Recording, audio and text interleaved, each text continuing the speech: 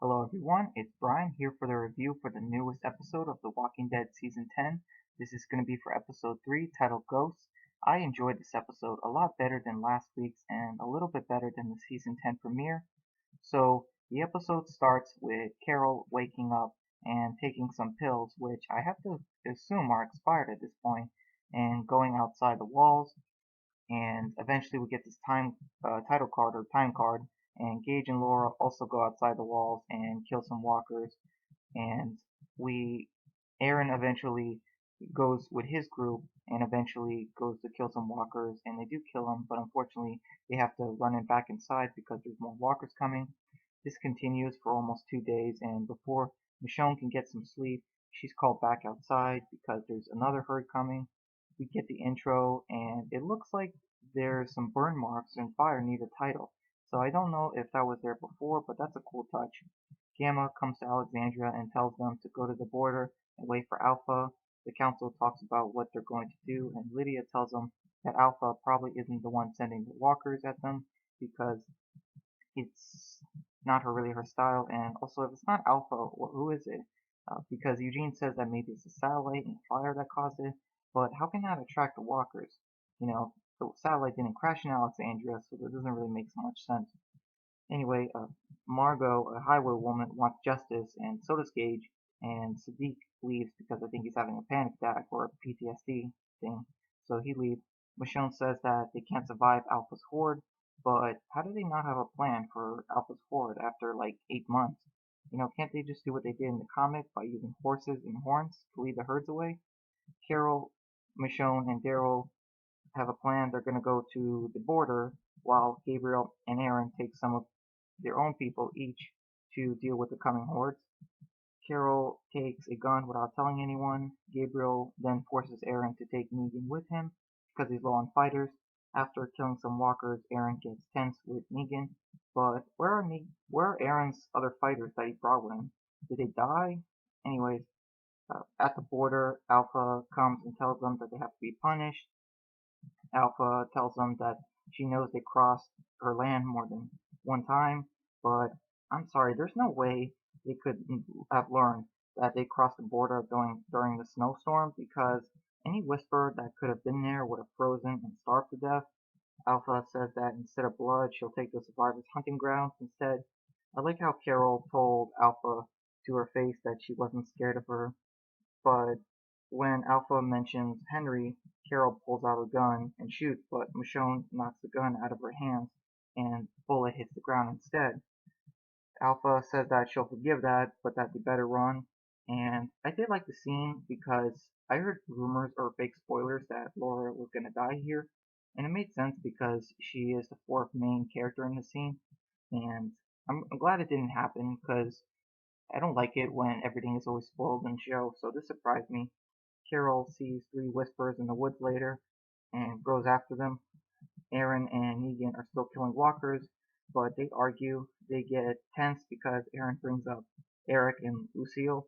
Negan leaves Aaron to the walkers, and I thought Aaron was he either got bit here or got walker blood in his eyes, but it was like some kind of pollen, hogweed, that Negan explains later.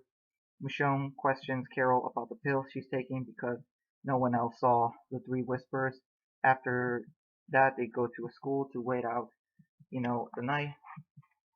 And Carol finds a book on the ground and notices that it's her as a mom. And we get to see Sophia, Lizzie, Mika, Sam, and Henry as the kids, and they all have their throats slit. Obviously, Carol is hallucinating and having serious guilt for failing these kids, unfortunately, and she's hallucinating from the expired pills and lack of sleep.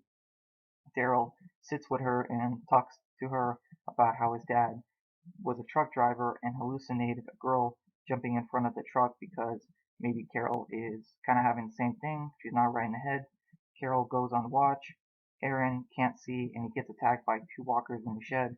Negan saves him, as many of us predicted from the footage.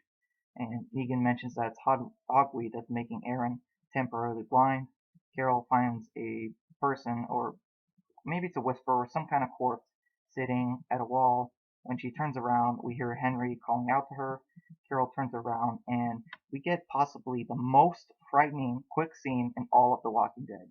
Whisper with a knife, is at Carol and is completely in shadowy darkness with high screeching music in the background. I am not joking. This scared me like crazy. Let me know if you agree in the comments below, please. Carol wakes up, it was just a dream, and when Carol tells Daryl that she isn't hallucinating like his dad did with that girl in the truck, Daryl asks her what she's talking about, and Carol notices that she has an extra last pill in her bottle that she thought she finished, so it's more proof that Carol is just hallucinating like constantly.